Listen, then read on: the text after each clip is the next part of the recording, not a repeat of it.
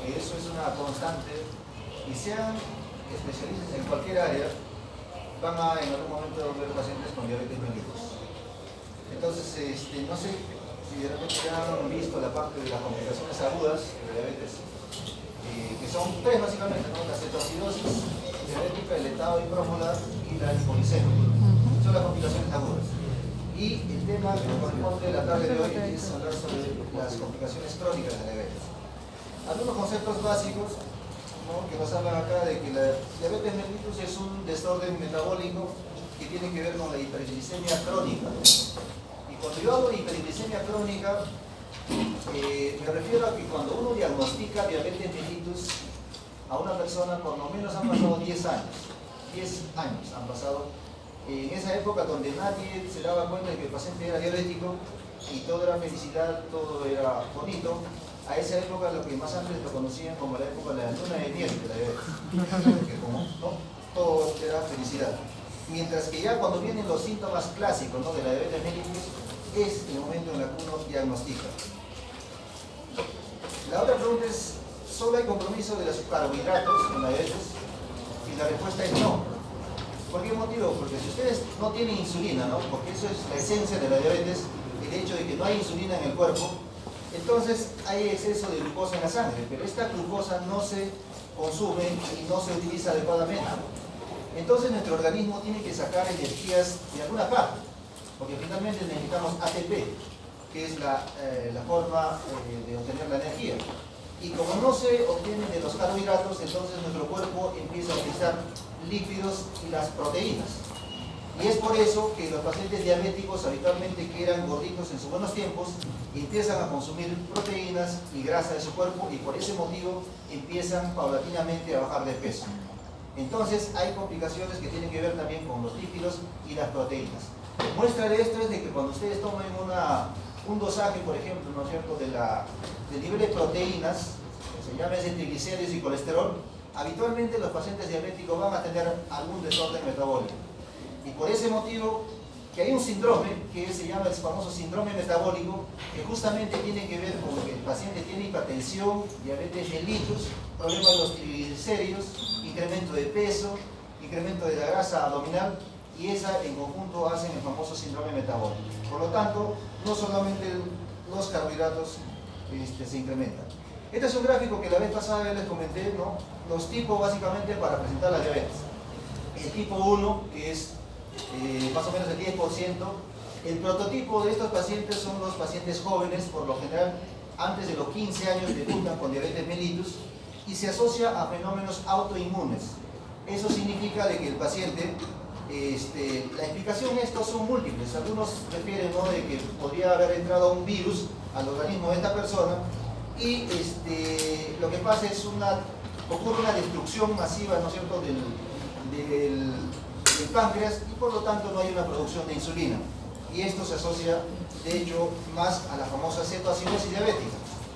Si yo comparo a un paciente y si yo le pregunto ¿qué tipo de paciente es el que tiene más riesgo a hacer cetoacidosis diabética?, la respuesta es aquellos que tienen diabetes tipo 1. Mientras que el diabético tipo 2 es el clásico, ¿no?, adulto que tiene un sobrepeso por lo general, ¿ya? Y en general es el 90% del total de pacientes diabéticos. Esto se asocia a la insulinoresistencia. ¿Y qué es la insulinoresistencia? Un paciente cuando tiene diabetes mellitus, ¿no es cierto?, significa de que constantemente ha estado con hiperglicemia, hiperglicemia, hiperglicemia. Esto lo que ha creado en el páncreas, inicialmente es una respuesta exagerada, ¿no?, del páncreas para producir insulina, hasta que ya en un momento determinado ya no da el pobre organismo. Si yo les digo, una persona de 70 kilos, su páncreas ha sido diseñado para que produzca insulina para 70 kilos. Pero si esta misma persona, por ejemplo, sube al doble, o sea, estamos hablando de 140 kilos, entonces ese páncreas durante todo ese tiempo que el paciente estuvo en sobrepeso, va a tener un incremento en la producción de insulina para al menos compensar la demanda que tiene el cuerpo. Esto a la larga va a llevar a la insulinoresistencia, y por ese motivo el diabético tipo 2, ¿no?, es el prototipo clásico de un paciente obeso o con un estado constitucional pícnico. Entonces, este diabético tipo 2 es el que más se asocia al estado hiperosmolar. Les digo estado hiperosmolar porque más antes se le conocía mal como el coma hiperosmolar. Y hoy en día fue modificado este concepto porque no todo paciente que llega a estado hiperosmolar termina en coma. Entonces hay pacientes que pueden tener 320, 325, ¿no?, de estado de osmolaridad sérica y están despiertos y conversando con uno.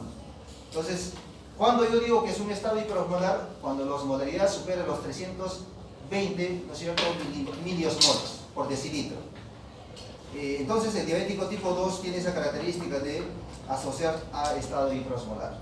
La diabetes gestacional, ¿no?, es una diabetes que aparece durante la gestación, y para yo decir que es diabética gestacional tiene que aparecer en el segundo o tercer trimestre del embarazo.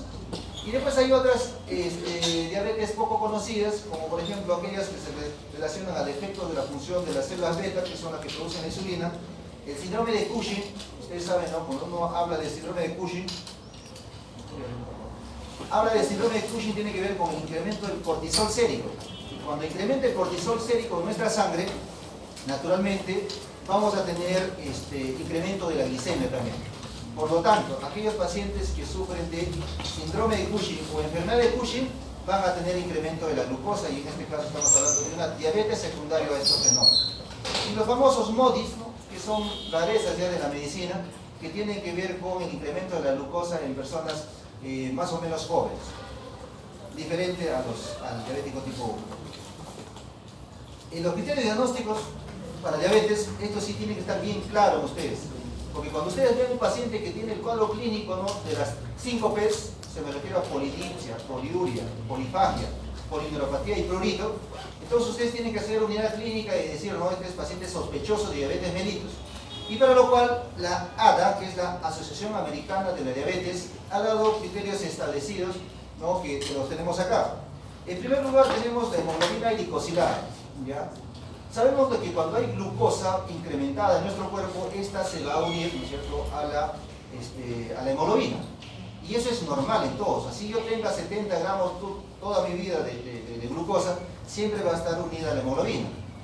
Pero si yo supero que la unión de este porcentaje sea más de 6.5%, entonces esto ya es un criterio diagnóstico para considerarlo diabetes mellitus. Y mayor o igual de 6.5, ya criterio de diabetes mellitus. Pero lo que hay que hacer acá es una observación. Y ustedes me dirán, por ejemplo, ¿no?, es lo mismo una persona que está en Lima, a nivel del mar, versus una persona que está en Cerro de Pasco, donde la hemoglobina está en 21 o 22 de hemoglobina, ¿cierto? Y sabemos que estamos hablando con hemoglobina glicosilada, estos valores no van a ser iguales. Entonces, en cierta parte, ¿no?, de estos criterios diagnósticos, en la parte inferior ponen, ¿no?, como que esto todavía no es un estándar internacional. ¿Por qué? Porque va a depender a qué piso altitudinal esté la persona. Entonces, si está en el Cerro de Pasco, probablemente la hemoglobina glicosilada será un poquito más alta. Si está a nivel, ¿no?, de Lima, será un poquito más bajo. Pero en general, el concepto general es 6.5 para adelante. El otro es la glicemia plasmática tras 8 horas de ayuno. Y es por eso que se le diga al paciente, ¿no?, para yo decir a un paciente que sea diabético, por lo menos 8 horas no tiene que tomar nada, ni agua siquiera. Porque luego dicen, doctor, no he comido nada, pero he tomado agua. Y eso no es ayuno.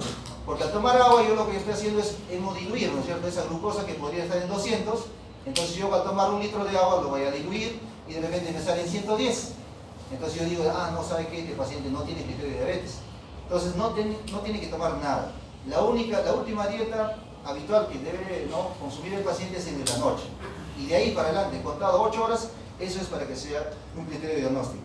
Y para que esto sea, no, tiene que ser de 126, igual o más a 126 miligramos por decilitro, ¿ya? Y este criterio de 126, ¿de dónde parte, no? ¿De dónde nace? O sea, ¿a quién se le ocurre? Esto fue un consenso británico que ya hace más o menos 5 o 7 años, el famoso estudio de Luca PDS, decidieron poner como punto de corte 126. Porque hace años se decía de que para que sea considerado diabetes mellitus era más de 140 miligramos por decilitro, ¿ya? ¿Y por qué lo bajaron a 126? Porque se dieron cuenta pacientes que tenían 126 a 140, muchos terminaban haciendo complicaciones crónicas de la diabetes. O sea, retinopatías, nefropatías, neuropatías. Entonces dijeron, ¿sabe qué? Mira, estos pacientes hay que bajar, ¿no es cierto? Hay que bajar a 126 y el consenso fue así. Entonces no sería nada raro que a futuro esto cambie a 120, 118, eso ya es cuestión de tiempo y de esperar. Pero por lo pronto 126, igual o mayor. La glicemia plasmática a las 2 horas tras una ingestión de 75 miligramos o gramos de glucosa anhidra disuelta en agua. ¿Qué cantidad de agua? Habitualmente son 250 centímetros cúbicos más los 75 gramos de glucosa. Ya, ¿qué es lo que se hace? Se le muestra al paciente, se le toma al paciente, ya, para eso tiene que estar en ayunas, obviamente, ¿no? En ayunas, no es de que después de que haya comido, no, el paciente está en ayunas y yo le doy estos 75 gramos con 250 de agua. Y lo que pasa es, para que sea criterio, mayor o igual a 200 miligramos por decilitro. Ya, ese es un criterio diagnóstico más. Lo otro es la glicemia plasmática al azar. Al azar significa de que el paciente no sabemos si ha tomado desayuno, no ha tomado desayuno, independientemente. Pero, ahí viene el gran pero. Tiene que tener síntomas clásicas de hiperglicemia. O sea, por lo menos 3P, poliuria, polipsia, polifagia, esos. Más el tema de que tenga al azar 200 miligramos por decilitro, es otro criterio más para decir que tiene el paciente diabetes mellitus. Muy bien, estas son las famosas complicaciones crónicas. Es un gráfico general que de repente resume todo lo que vamos a ver durante la clase, ¿ya? Y como en algún momento yo decía, ¿no es cierto?, esta enfermedad diabetes mellitus debería ampliarse el nombre a llamarse de repente diabetes mellitus sistémica. Así como el lupus eritematoso sistémico, ¿no es cierto?, porque ataca muchos órganos y sistemas. En la diabetes existe lo mismo, ¿ya? Y eso es el primer mensaje que ustedes tienen que tener. ¿Ya? Y por eso le digo que sean ustedes la especialidad que escojan, siempre van a tener seguramente un paciente diabético con alguna de las complicaciones. Y empezaremos, bueno, en la parte superior, ¿no?, que tenemos acá la cabeza. Ustedes cuando llevan el capítulo de cardiovascular, ¿no es cierto?, entendieron claramente que hay enfermedades que son factores de riesgo cardiovascular. Y dentro de ellos, ¿quiénes son? La hipertensión, la diabetes, la dislipidemia, el tabaco, ¿no es cierto? Y si ha tenido una persona un infarto o un ACV previo. Son los famosos factores de riesgo cardiovascular. Entonces nos vamos a la diabetes, y la diabetes de hecho pues no está involucrado dentro de este contexto. ¿Y qué es lo que pasa en el paciente que podría tener en la cabeza? Hay dos posibilidades. Por un lado, que un vaso sanguíneo se pueda romper, ¿no es cierto?, ¿ya? Y eso se convierte en un ACV hemorrágico. Y por otro lado, que una arteria se pueda obstruir. Y en este caso estamos hablando de una isquemia o necrosis del cerebro, ¿ya? Y ustedes dirán, ¿pero qué tiene que ver la diabetes con el tema de una hemorragia intracerebral? Un diabético habitualmente sufre las arterias y se ponen más rígidas. A esta entidad se llama la arterioesclerosis, ¿ya? O sea, arterioesclerosis y diabetes mellitus son realmente primos hermanos.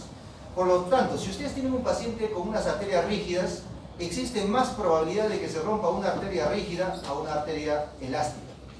Si ustedes quieren hacer un experimento en un joven de 15 años con un abuelito de 90 años y a propósito no le ponen adrenalina a estos pacientes, en ambos se le va a subir la presión arterial. Pero quien más va a soportar seguramente sea el joven, ¿no?, a un evento hemorrágico. El que más va a tener tolerancia. ¿Por qué? Por la distensibilidad que tienen sus arterias. Mientras que un abuelito ya, como está esclerótico, rígido, entonces existe más riesgo de que se pueda romper esa arteria. Por lo tanto, ACV hemorrágico. Y la isquemia tiene que ver con que cuando llevaron ustedes el tema de cardiovascular, el infarto agudo miocardio, la primera causa es la formación de un placa de ateroma, ¿no es cierto? Y este placa de ateroma obstruye hasta que en algún momento se desprende la placa y se vuelve una angina inestable y luego un infarto agudo de miocardio. Algo más o menos similar ocurre en el cerebro en pacientes que tienen placas de ateroma también en el cerebro. Se desprenden e igualito forman la zona isquémica. Entonces a esta entidad le llaman como el ACV atrombótico. Porque si se acuerdan ustedes, ¿no?, hay dos tipos básicamente. El cardioembólico, en las cuales el coágulo sale del corazón y se va al cerebro, y el otro es el aterotrombótico. El aterotrombótico clásicamente salen de las carótidas o de las arterias que están un poco más adentro, de repente en el polígono de Willis. De ahí salen desprendimiento de las placas. Enseguida tenemos, ¿no?, el ojo, ¿ya? Y con respecto al ojo hay complicaciones, por supuesto. Porque si yo les digo cuál es la primera causa de ceguera a nivel mundial, la primera causa es la diabetes mellitus, ¿ya? ¿Y por qué la diabetes mellitus? Como veremos más adelante, hay complicaciones que tienen que ver con la retina, fundamentalmente, la retinopatía. Pero hay otras cositas también que ocurren en el ojo. y una de ellas es la catarata. Ustedes saben que tenemos nuestro cristalino, ¿no es cierto? Acá, nuestro cristalino, y el cristalino viene porque es un cristal, ¿no es cierto? Que es un cristal que tiene que ver con la convergencia de la luz para que esto llegue a la retina. O sea, eso es la función básicamente del cristalino. Pero cuando hay hiperglicemia, o sea, y cuando hablo de hiperglicemia no solamente la glucosa sube en la sangre, sino también en el humor acuoso y en el humor vítreo. ¿Se dan cuenta? O sea, hay incremento de la glucosa en el humor acuoso y en el humor vítreo. Lo que hace es de que crónicamente cuando se pega la glucosa al cristalino, esto jala proteínas. Y cuando jala proteínas, ¿no es cierto?, estamos hablando que esto se pone opaco. Y por lo tanto viene el tema de la catarata, que es un color blanquecino del cristalino. Luego tenemos de que en el ojo aumenta la presión intraocular. Y a esa entidad, a esa enfermedad se llama glaucoma. Glaucoma es el incremento de la presión intraocular. Y ustedes dirán, ¿pero por qué? La misma explicación. Cuando hay glucosa, jala agua, ¿cierto? Y si hay agua, y se incrementa inmediatamente la presión intraocular. ¿Ya?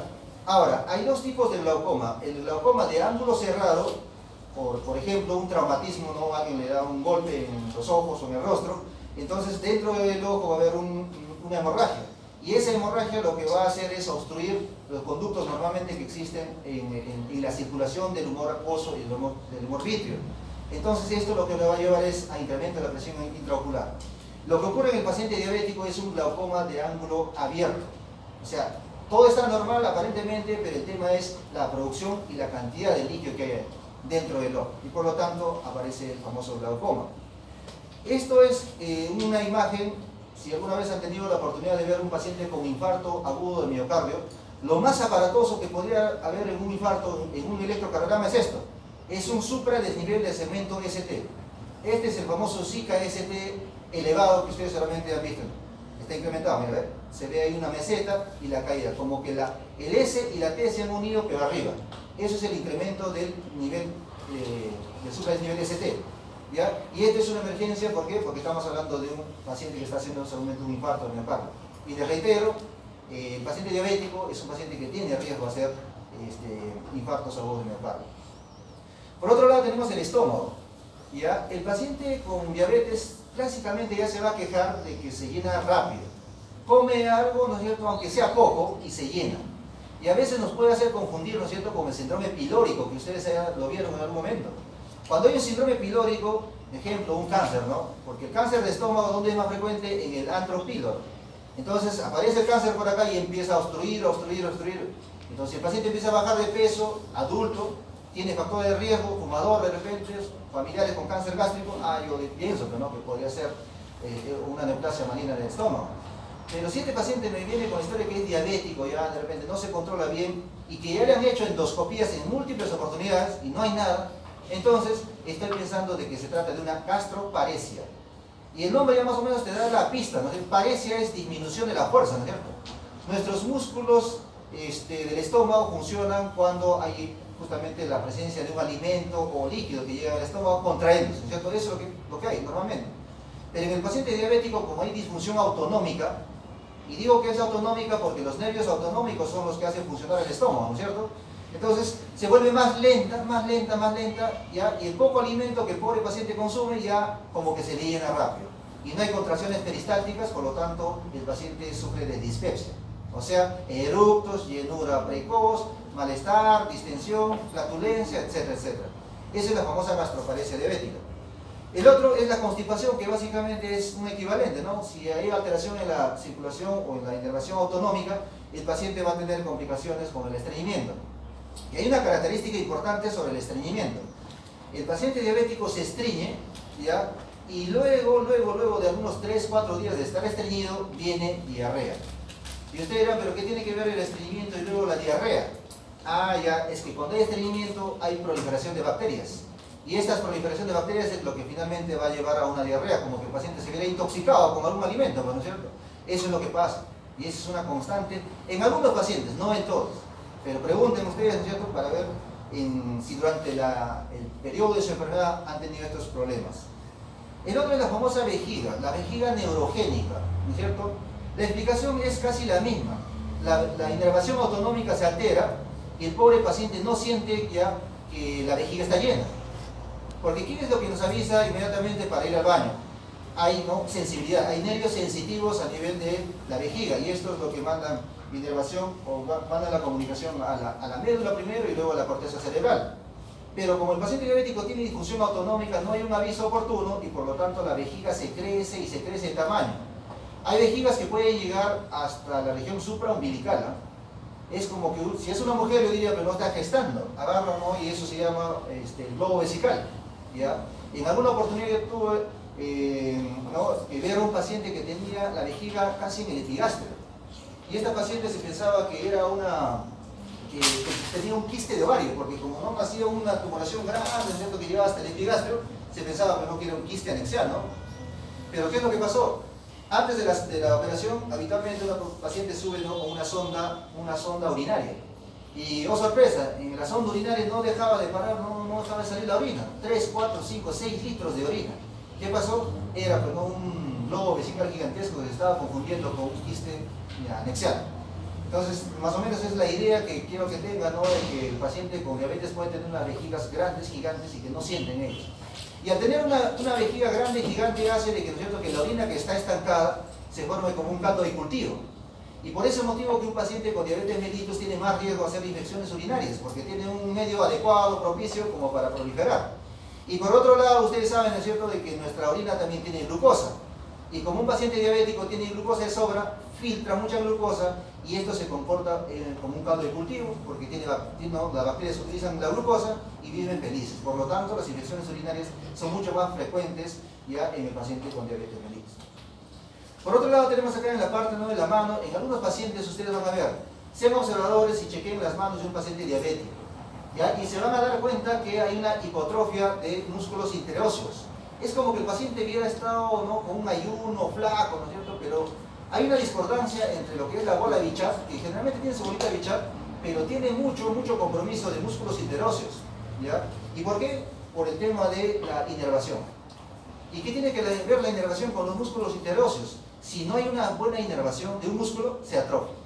Si no hay una buena inervación, el músculo se atrofia. Por lo tanto, hay atrofia de músculos interóseos. Y en la parte de la palma de la mano, en algunos pacientes diabéticos ustedes van a ver tendones que contraen en esta zona. Y esta contracción del tendón se llama la famosa contractura de Dupuytren.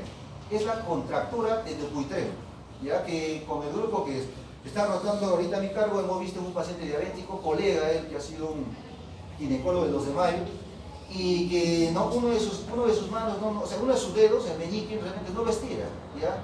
Y que su cirujano de mano le ha dicho que esto hay que operarlo porque si no en algún momento ya no vas a poder introducir la mano a tu bolsillo y no vas a poder sacar porque se va a poner rígido. Entonces eso es justamente por el tema de la contractura de Dupuytren. Vamos bajando, ¿no es cierto? Y tenemos acá una pareja que se está peleando. ¿Y por qué se está peleando? Por el tema de la disfunción eréctil, ¿ya? ¿Y qué tiene la disfunción eréctil con este proceso? Ustedes no, pero para que haya, ¿no es cierto?, una adecuada erección del pene, ya tiene que haber, ¿no es cierto?, un adecuado pasaje de sangre hacia los cuerpos cavernosos.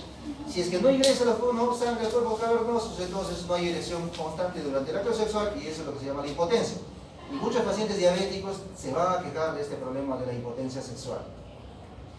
Acá tenemos un paciente, ¿no es cierto?, que está en hemodiálisis. Vemos la sangre que está pasando, ¿no es cierto?, acá al sistema de hemodiálisis. Y va el segundo puesto acá, uno de los primeros puestos. La primera causa de insuficiencia renal crónica, ¿quién es? La diabetes mellitus, ¿ya? Y vamos a ver muchos pacientes diabéticos que terminan en hemodiálisis. En la parte inferior vamos a ver acá, ¿no es cierto?, que los pies. Y los pies clásicamente se queja el pobre paciente de que le duele, le quema, le arde la planta del pie, y sobre todo en las noches, que es una característica importante, y no lo deja dormir al paciente. Y otra cosita acá, el famoso pie diabético, ¿no es cierto?, que ya seguramente ustedes han visto en su práctica, que es una de las complicaciones por las cuales viene el paciente. Complicaciones que tienen que ver y algunas terminan en amputación, y eso es lo más lamentable. Muy bien, vamos a ver algunas cositas. Esto es realmente no un gráfico de la New England Journal of Medicine, que seguramente ustedes van a hacer unos trómenos leyendo esto a futuro, que nos habla, ¿no?, de que el óxido nítrico, que ya se sabe, ¿no?, que es el potente vasodilatador, ¿no es cierto?, a nivel de todos los vasos sanguíneos, ¿no es cierto?, es el hecho de que haya disfunción endotelial, ¿ya? ¿Y en qué caso hay disfunción endotelial? El paciente cuando es hipertenso se daña el endotelio. La diabetes mellitus daña el endotelio. El tabaco daña el endotelio. Entonces, si hay un daño endotelial, en general, no va a haber óxido nítrico. ¿Y qué hace el óxido nítrico? Impide la entrada de calcio al músculo liso de las arterias. Y si no hay calcio, entonces no hay contracción, entonces por lo tanto hay dilatación. Entonces, en conclusión, ¿qué es el óxido nítrico? Es un potente vasodilatador a nivel de todas las arterias. Más que todo en las arterias que en las venas.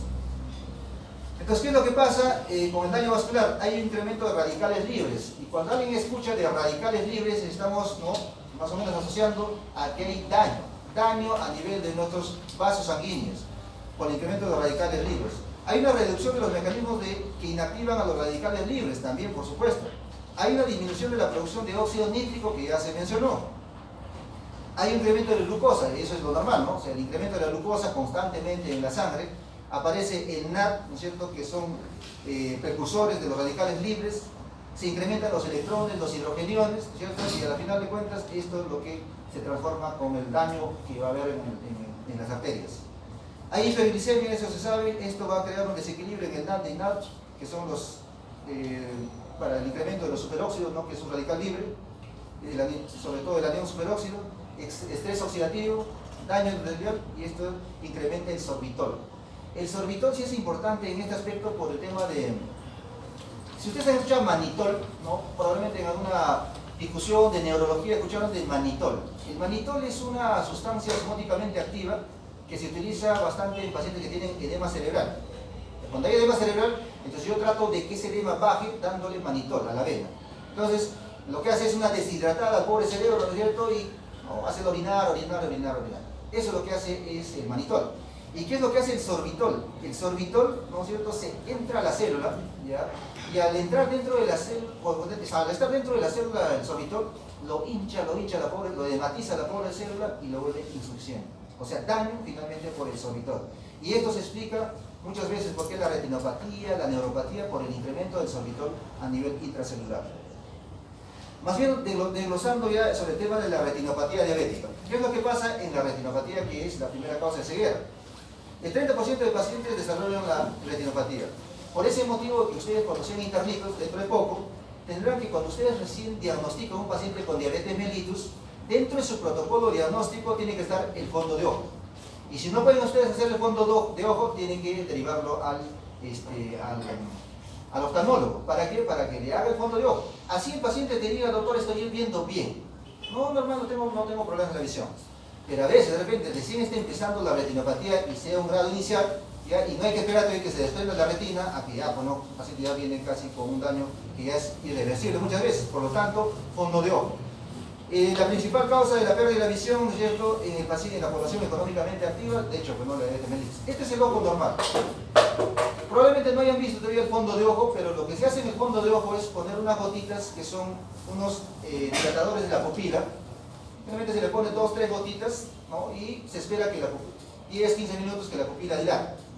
Más o menos cuando la pupila está dilatada, como del gato, ¿no?, como del gato, ¿no? Entonces, en ese momento agarras el oftalmoscopio, que es el aparatito, ¿no?, para ver el fondo de ojo, y te vas acercando, y cuando estás cerca, te das cuenta de que ya estás dentro de la retina, o sea, dentro.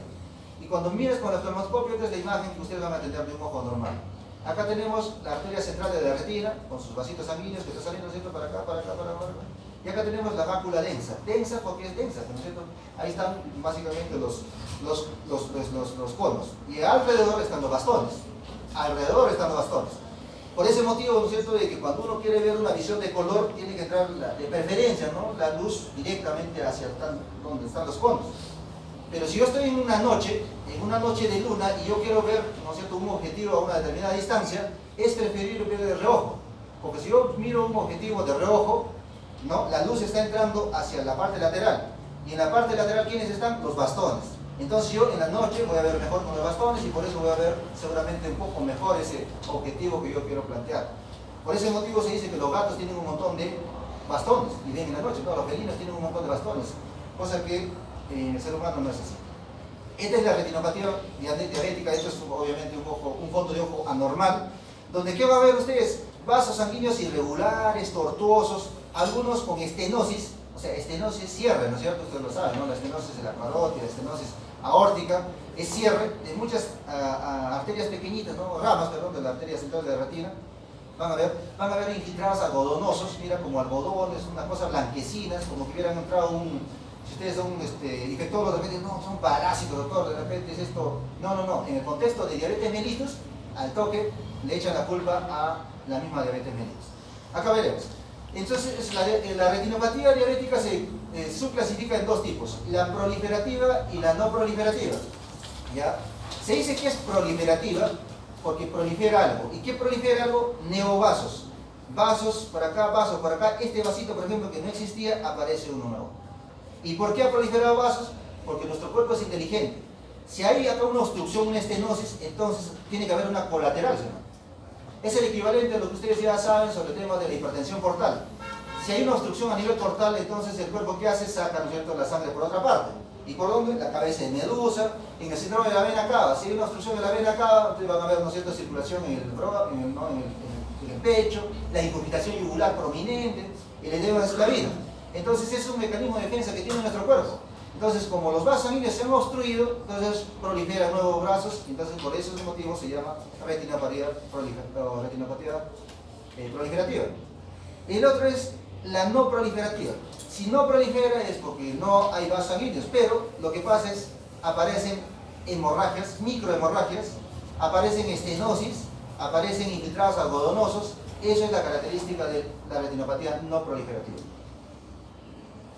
Con el glaucoma, les dije, ¿no es cierto?, que aumenta la presión intraocular, ¿ya? Y por lo tanto, ¿el ojo se puede dañar? Sí, se puede dañar, porque una persona que no ha sido tratada oportunamente por el glaucoma, entonces viene porque ya no ve bien, ¿ya? Y porque la retina se puede dañar. Por glaucoma, ¿se puede desprender la retina? Sí, se puede desprender la retina. ¿Se daña el nervio óptico? Por supuesto que se daña el nervio óptico, entonces esto es una emergencia en algunos casos que tienen que operar. ¿Y qué es lo que te dice el paciente sobre el glaucoma? Doctor, me duele el ojo. Me duele el ojo y encima se ha puesto un poquito medio rojo, o sea, como una conjuntivitis. Y si ustedes no diagnostican bien como debe ser un glaucoma, entonces podrían tratarlo como una conjuntivitis. Le da tratamiento para la conjuntivitis, no va a mejorar, el paciente puede volver hasta ciego. ¿Y por qué se pone roja? Por el aumento de la presión intraocular. Entonces, no solamente es conjuntivitis el paciente, ¿no?, que viene por irritación del ojo, sino también puede ser por el glaucoma. Ahora les digo. Una pregunta, ¿y en la retinopatía diabética cuáles son las manifestaciones clínicas? El paciente con retinopatía, lo primero que te dice el doctor, ya no estoy viendo bien, ya no veo a distancia. Y sobre todo en esas épocas donde el paciente tiene la glucosa alta, donde la glucosa sube. Imagínate que este paciente ha estado siempre con 400, 500 de glucosa, ¿ya? Y en esas épocas donde el paciente viene y dice, tengo todos los síntomas de diabetes, y te dice, ¿sabe qué, doctor? Estoy viendo menos, estoy viendo medio opaco. Ya. Esa es la interpretación en la cual se dice que de repente el cristalino es el que se ha opacado, pero más no la retina. Lo primero que se empieza a dañar de repente es el cristalino. Entonces, ¿qué es lo que pasa? Cuando tú ya le empiezas a manejar la hiperglicemia de 400, lo bajas hasta 100, 120, el paciente